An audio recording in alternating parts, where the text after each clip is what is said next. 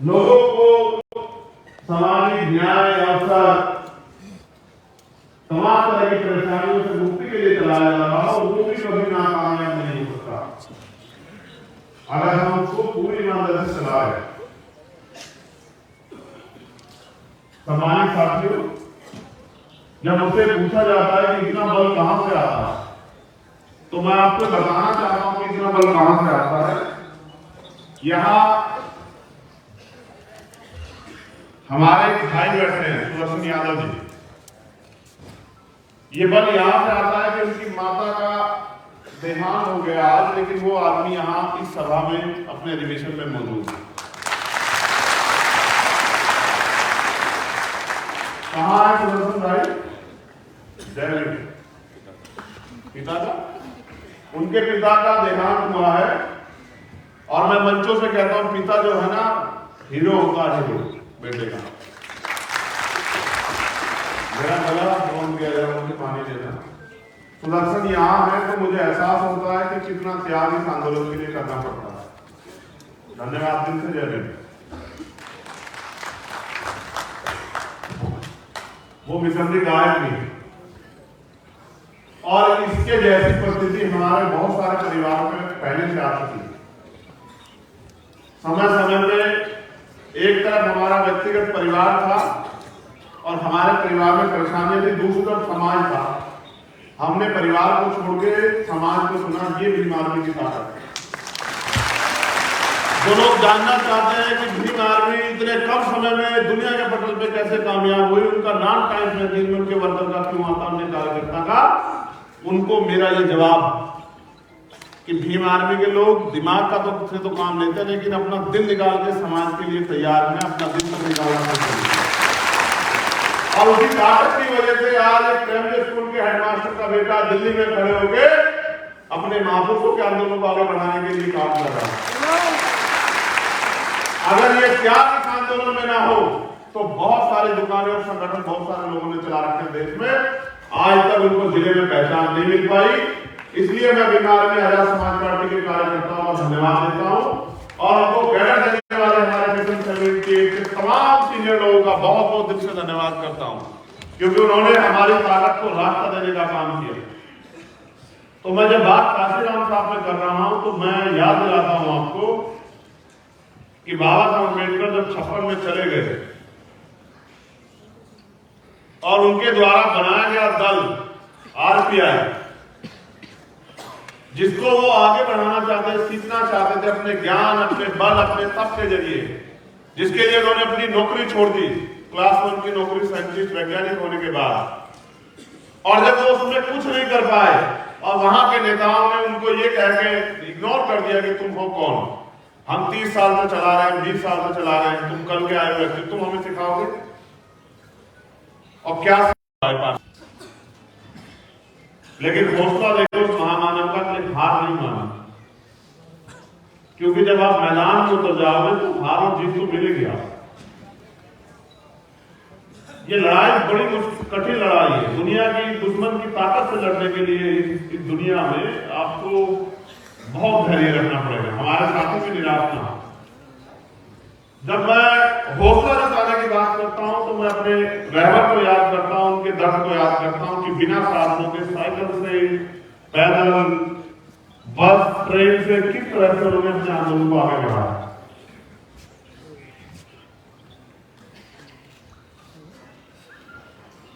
तो तब मेरे अंदर एक और बल तैयार हो जाता है कि रुकना नहीं, और तब तक नहीं रुकना है जब तक हम अपने महापुरुषों का सपना पूरा ना करें। आज तो आपने मुझे इतनी ताकत दी है कि आप मुझे हेलीकॉप्टर से आने का मौका भी देते हैं। आज तो आपने मुझे इतनी ताकत दी है कि वो आप मुझे प्लेन से भी बुलाते हैं। लेकिन सच ये है कि जब साहब ने आंदोलन शुरू किया तब उनके पास ये साधन नहीं है। तो उन्होंने कहा तमन्ना अगर सच्ची हो तो रास्ते 1000 होते हैं, और तमन्ना अगर झूठी हो तो बहाने 1000 होते। अगर आपके अंदर सच्ची तमन्ना गारंटी से कह रहा हूं पहले इलेक्शन में कि दूसरे अधिवेशन से होने के पहले, क्योंकि हमारा दूसरा अधिवेशन 3 साल बाद होगा, दूसरे अधिवेशन के होने से पहले आप इस देश में एक नामचीन पार्टी होंगे और आपके झंडे झंडे आपकी पार्टी की पहचान होगी।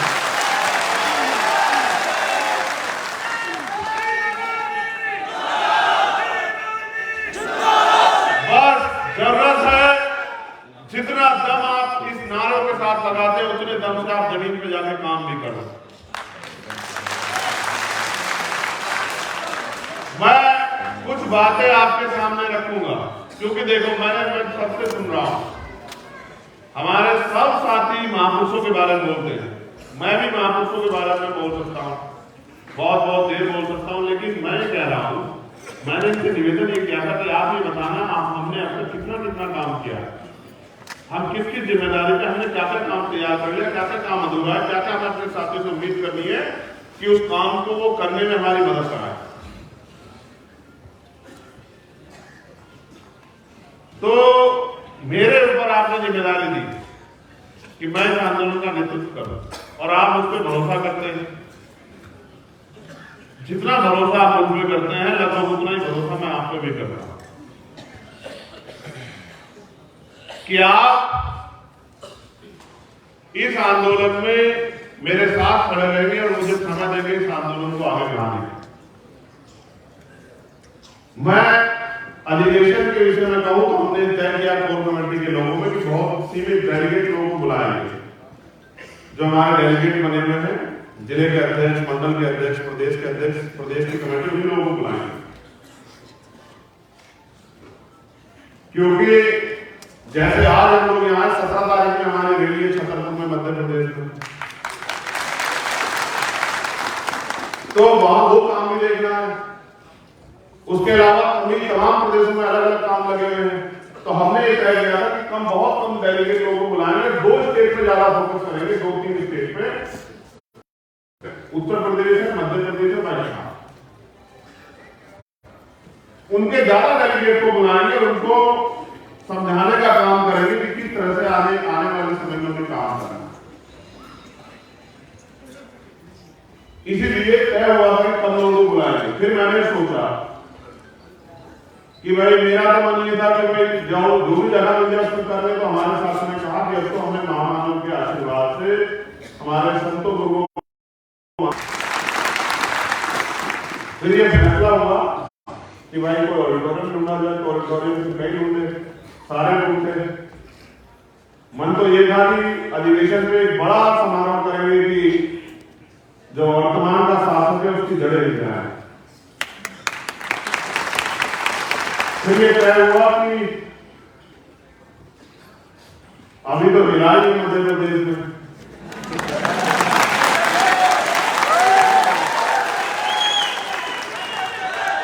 तो 1-2 महीने के बाद डालेंगे।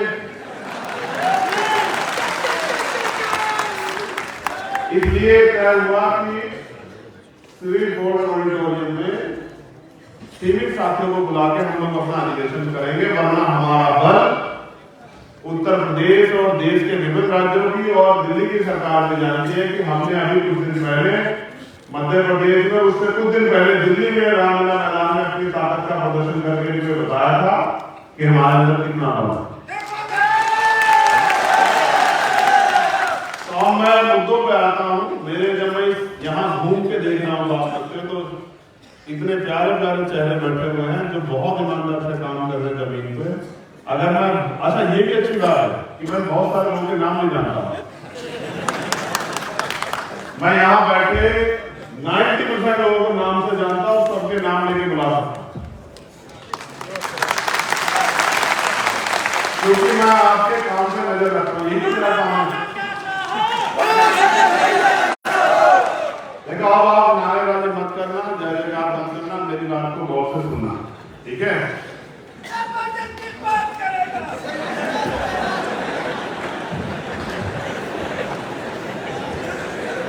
बस इतना से तैयार करना है मुझे तुम्हें कि तुम अनुशासित हो जाओ सभी बाकी तो काम आप अपने आप कर लो।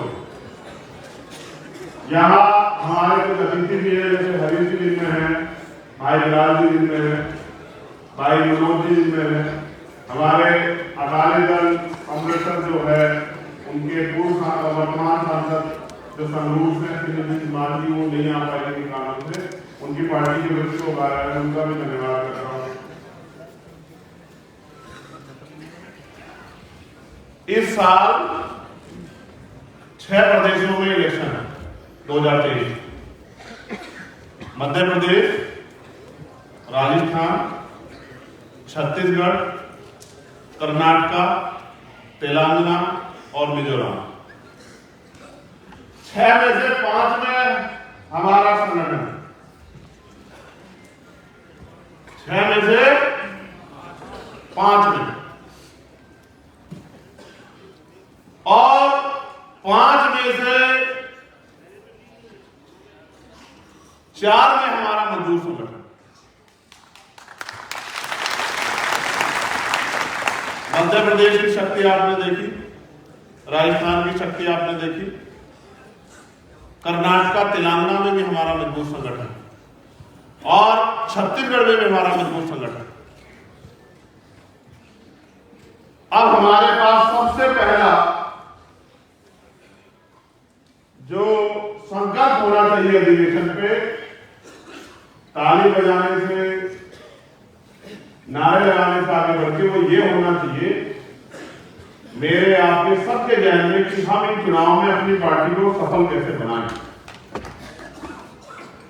हम इन चुनाव में अपनी पार्टी को अपने पैरों पे कैसे खड़ा करें, हम इन चुनाव में बैसाखियों का सहारा के अपने मकान को कैसे मजबूत करें, हम इन चुनाव में अपने सहारे पे कैसे खड़े हों, क्योंकि कानून बनाने की ताकत वो सदन में है।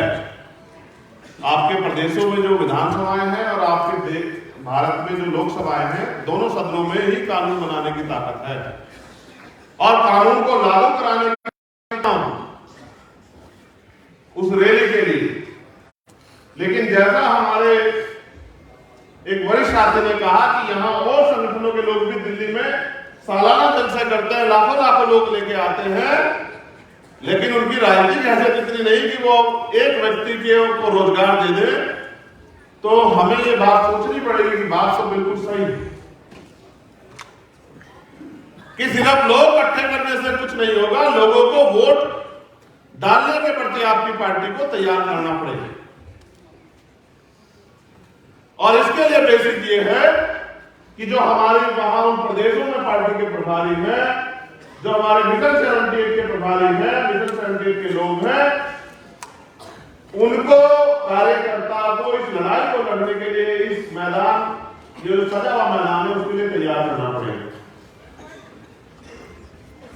दुश्मन का मुकाबला हमें अपने छोटे छोटे साधनों से करना पड़ेगा। उनकी मनी माफिया मीडिया का मुकाबला, उनके अखबार का, उनके टेलीविजन का, उनके विज्ञापन का, सत्ता में बैठ के जो प्रलोभन को देंगे, झूठे वादा करेंगे, उनका मुकाबला हमें अपने माउथ मीडिया से करना पड़ेगा। या फिर बहुजन मीडिया के साथियों का धन्यवाद कि वो हमारी आवाज को उठाते रहे। आपको अपनी क्षमता बढ़ानी पड़ेगी, आपको चैलेंज को स्वीकार करना पड़ेगा और आपको जमीन पे जाके काम करना पड़ेगा, आपको भाईचारा बनाना पड़ेगा, आपको लोगों को जिम्मेदारी देनी पड़ेगी, आपको अपने संगठन को बहुजन बनाना पड़ेगा। जैसे जब मैं यहां आया, हम एक ही समाज के, दलित समाज के लोग सबसे आगे बैठे हुए थे। मैं इस बात को बहुजन नहीं मानता, तभी मैंने माननीय देवी से कहा कि भाई ये सही नहीं है, हम बहुजन की बात करते हैं। हमारे संगठन, हमारी पार्टी में हमने आइडियोलॉजी को पूर्ण आत्मसात किया, अपने संविधान में भी आत्मसात किया है, तो हमारा मंच भी बहुजन समाज का मंच होना चाहिए। अगर हमारी तकनीक और करने में फर्क होगा तो हम ज्यादा दिन इस आंदोलन को आगे नहीं बढ़ा पाएंगे, क्योंकि ये आंदोलन ही पूर्णतः सत्यता पे आधारित है, सच्चाई का आंदोलन, ईमानदारी का आंदोलन। इसलिए तत्काल मैंने इनसे कहा कि चलो, हमारे सभी साथी इतने तैयार नहीं है, उनको जानकारी भी नहीं थी, तो हमें अगर क्या तो हम सब लोग नीचे बैठेंगे या फिर जितने सीनियर साथी हैं, हम प्रयास करेंगे ज्यादा से ज्यादा लोगों को अपने साथ दिखाने। और ये भावना जब मेरे अंदर है तो आपके अंदर भी होनी चाहिए, होनी चाहिए, बताइए।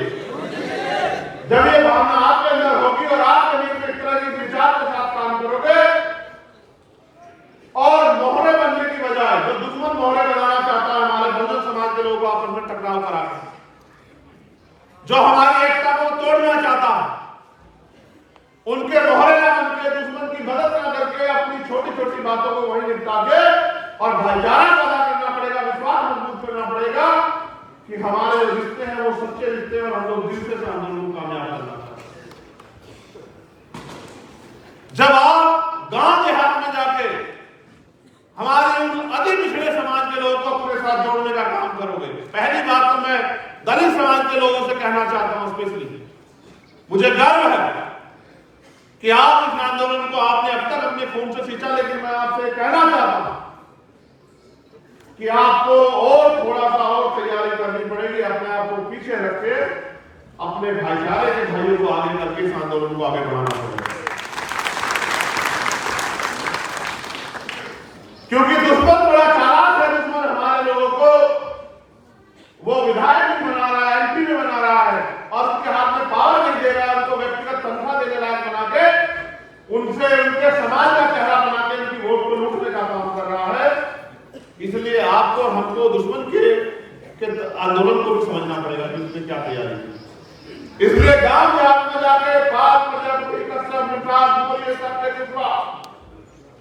सर जो तमाम पिछड़ी जाते हैं उनके बीच में जाके उनको समझाना पड़ेगा कि आज की हालात क्या है। वो बार बार हमारी ताकत को हमारे आंदोलन को प्रयोग करने के लिए हमारे ऊपर झूठे आरोप लगाएगा, हमें धर्म विरोधी राष्ट्र तमाम तरह की बातों से लोगों को गुमराह करने का काम करेगा। हम चाहते कि आज देश में इस बात को पहुंचाने के लिए आपको उनके बीच में जाना पड़ेगा और आपको मुझे बताना पड़ेगा कि आप ये सोचो कि मैं अभी मध्य प्रदेश गया था, आजादी के 75 साल के बावजूद भी भाई किशन लाल बाली यादव के घर अगर कच्चा मकान है, उसके समाज के आस पड़ोस में कच्चा मकान है, तो आज भी इस देश में तमाम सरकारें नहीं, उन्होंने हमें इंसान भी नहीं समझा और उन्होंने ये भी नहीं समझा कि ये पक्के मकान में रहने रहा है। इसलिए हमें जमीनी तौर पर अपने आंदोलन को तैयार करना पड़ेगा और आपस में ना लड़के भाईचारा बना के बहुजन समाज के लोगों में एक दूसरे के सुख दुख की लड़ाई लड़नी पड़ेगी और ये समझना पड़ेगा हर घटना के पीछे दुश्मन की कोई ना कोई साजिश हो सकती है, तो जल्दबाजी ना करके घटना की तय में जाना पड़ेगा।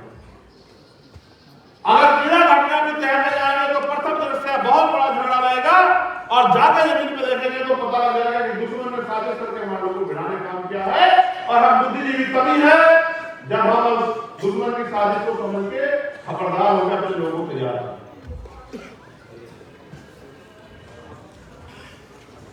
हमें यह भी तय करना होगा कि कहीं हम इस मैदान में सिर्फ हारने के लिए तो नहीं आए। मैंने तो ये तय किया व्यक्तिगत रूप से आपका अग्रणी होने के नाते, नेतृत्वकर्ता होने के नाते, कि मैं तो अपने मन में रोज ये तय करता हूं कि हमें ताकतवर बनना है, ताकतवर बनना। क्या आप अपने मन में सवाल को कभी उठाते हैं कि हमें ताकतवर बनना है? कितने लोग उठाते, जरा हाथ उठा के बताना। एक बाबर को छोड़ के इसको सब लोग मानते हैं, बाकी सब लोग ये सवाल करते हैं कि हमें ताकतवर बनना है, क्योंकि बिना ताकतवर बने हम लोग इस देश में अपने स्वाभिमान, सम्मान और उससे भी बड़ा हम अपने वजूद को भी नहीं बचा पाए। आज क्या हालात है मुल्क में, मैं उस पर चर्चा करूंगा आपसे। हम उत्तर प्रदेश के लोगों से भी मैं स्पेशली कह रहा हूं, राजस्थान के लोगों से कह रहा हूं, मध्य प्रदेश के लोगों से कह रहा हूं, क्योंकि वहां हमारा राजनीतिक आंदोलन जमीन पे बड़ा ताकतवर हो रहा है। हम विपक्ष हैं, विपक्ष का काम है कि सरकार ने जो वादे करके वो सरकार में आई थी, उन वादों को विपक्ष होते हुए हमें उनसे पूरा करवाना है। इसलिए